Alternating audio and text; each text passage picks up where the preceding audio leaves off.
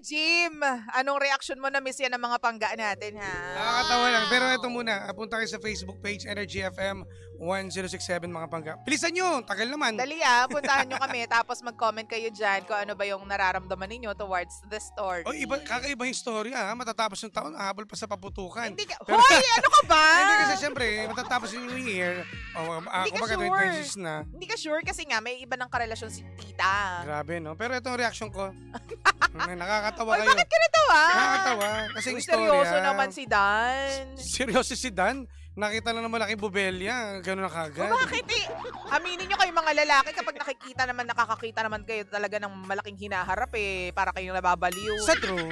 O, di ba? Sa true. Hindi kasi, ewan ko Well, malaki, kumbaga, yung pag unang tingin mo kagad, hindi mo kayo titingnan. Hirap na hirap ka Oo. mag-explain. Itawid mo ta, Jimbo. Pero, Kapag ganyan yung usapan, tingnan mo napapatawa mo si Kuya Ryan. hindi, mana lang ako dyan. Okay, tawa. pero nakakaano lang. Huwag kang ganyan. Ikaw talaga ipapahamak mo si Kuya Ryan Tanda mo, Raya, kakabati nyo lang, ha? Oo nga. Pero ito, nakakatawa kasi nga, dahil dito sa may swimming sila, no? Swimming reunion. Kasi nga Reunion. magpapasko. Ito yung sinasabi natin kanina na kapag papunta na sa bagong taon or papasko, maraming mga reunions na Oo, nagaganap totoo naman. party-party. Aminado naman ako dyan. Kaso parang si Dan kasi assuming din na baka inisip lang nung tita niya, yung jowa ng tito niya. Dati ba? Wala na sila, di ba? Wala na. Yung dating jowa ng tito niya, Ah. ay baka inisip na siya ay lifeguard. Kasi, Lifeguard! kasi di ba siya yung sa pool, nanawakan siya. Ah. Kaso nga lang pala, may naramdam din pala tong tita niya. Medyo may kuryente. Ano ba para silang boily? Boy! Para sila. Huy, grabe na baka-judger ang mo bad naman. ng isipan nila. Bakit, di ba, ano na lang sa akin? Respeto naman doon sa tito. Alam mo, hindi ako naniniwala. Na ano? Hindi ako naniniwala sa sinabi mo. Kasi, alam mo, kung may ganun nga silang naramdaman, nung gabi pa lang na yon, may nangyari na. Wala. Baka hindi lang kasi kumpleto sinabi nito ni Dan. Nahiya ka pa, hindi mo pa tinodo. Baka mamaya may nangyari. Well, diba? hindi natin alam. Kasi doon pala nagkakadikitan Iyon nga. Alam mo, kung meron nga talaga silang, alam mo, yung fire in them, feeling ko, kung hindi man nung gabing yon, may follow-up yun. Pwede rin. Kasi yung tita, yung ex ng tito niya, magme-message na umamin, di ba? Umamin Oo. Malandi rin. Hoy, ano ko? Ilan taon na ba si Dan? Walang Ibig sabihin bata kasi tito niya yung Oo. Hindi, pero may mga tsuhin na hindi kalayuan sa edad natin, ha? Depende pa rin yan. Nakakaano lang din kasi parang, wow, ano to Kumbaga, baka wawa ka naman dyan. kung nga kasi ako sa sitwasyon niya ni Dan na medyo ano pa rin ako, dapat may takot ka pa rin. May respeto may respeto at meron kang limit din dahil jowa ng tito mo yan Oo. Kahit sabihin na natin ex na yan. Malaking gulo yan. Oo. Respeto at minahal mo din naman yan as tita Oo. Diba? Kaso kasi nakakapanira talaga yung mga malaking bubelya no? Diba? Diyan ka hirap na hirap, Jim. Ang hirap, nabubulol ako. Bulol lang ako, nabubulol pa ako. Hindi, pero alam mo, sa totoo lang, ito ka lang magbasa tayo ng mga Sige. comments dyan. Sabi ni Ninong Arch, si Arch, my friend. Happy holidays, DJ Lindsay and DJ Jimbo. Ang tukso ay iniiwasan, hindi nilalabanan. Avoid potential complications. Happy birthday nga pala to my wife, Pearl. And I love you to the moon and back. Ayon, Taray, birthday Happy birthday daw. po. Pero hindi rin kasi natin maiiwasan, lalo na kung super close sila Super close kasi minsan, isipin ko, ako ba si Dan, ay, wala naman sila ni Tito. Pwede kang ma-fall Pwede rin ma-fall yung lalaki. Gwapo si Dan. Baka rin maganda kasi talaga si tita. Pwede rin. Kasi kung pangit si Dan, di magkaagos yung tita niya. Diba? May tsura siguro. Diba may tsura? Tapos malaki pa katawan. Hindi, malay mo kasi nung time na yun, vulnerable lang si tita because malay mo, kakabreak lang. May mga ganyan kayang babae na kahit hindi naman sila in love, yung tipong ano mo yun, kung sino yung close sa kanila. Diba? Pero ang hirap din. Pwede na to. Pwede na to! Pero sana humanap talaga ng iba. Nakakahiya yan kasi magkakaroon talaga ng ilangan yan. Bad blood kung tawagin. Lalo na kung super close sila sa family nung nila Dan, nung ex niya, di ba? Pero paring Jim, ito na nga yung sinasabi, paano daw ba yung treatment dapat niya? Kasi nga magkikita na naman sila at alam mo yun, magkakailangan na naman daw nga. Tuluyan mo na. Hoy, Tuluyan mo na tigilan. Okay, tigilan. Tuluyan mo na tigilan kasi mas lalong lalaki yung ano yan eh, yung maging problema kasi baka mamaya kayo magkaroon ng tampuhan ng tito mo. O, di ba? Maya ka, Brad. Ang dami-daming babae dyan. Mas Pero, malalaki pa. Ang sabi nga daw kasi, ano ba? Malalaking tao. Jimbo, Model. ikaw talaga napaghahalataan ka eh. Pero Oh. alam mo, Jimbo, ang sabi nga kasi is, meron na naman daw ibang karelasyon yung tita niya. Ayun naman Nakikita niya pala sa social media. Mm. Yun nga lang, the Mm. ilang is there eh. Oo, Parang nandun hindi pa niya rin. alam kung paano ba, hi tita, ganyan, or tita, hello, Oo. ganyan. Ano na siguro, dapat din ma-realize din nung tita niya, nung ex ng tito niya na umalis ka na.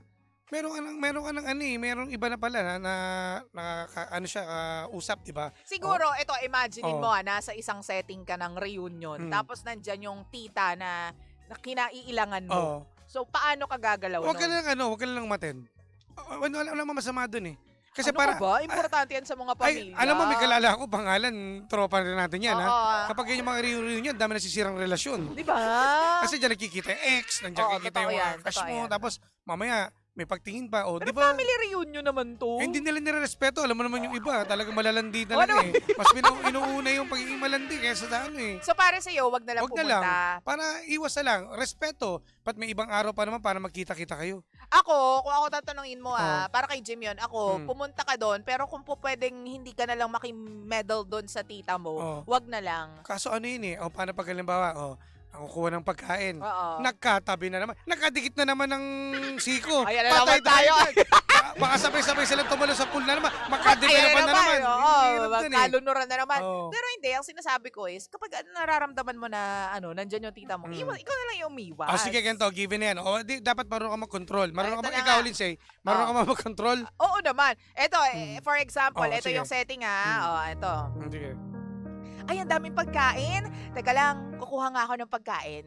Wait, ang sarap nito Ay, tita, Dan? di ka naka-swimsuit niya. Basta, Ano kamusta ka naman ka? sa swimsuit? Okay naman. Oo. Hello, kamusta ka naman? Sorry medyo naging busy rin ako dahil nga marami akong ginagawa ngayon lately.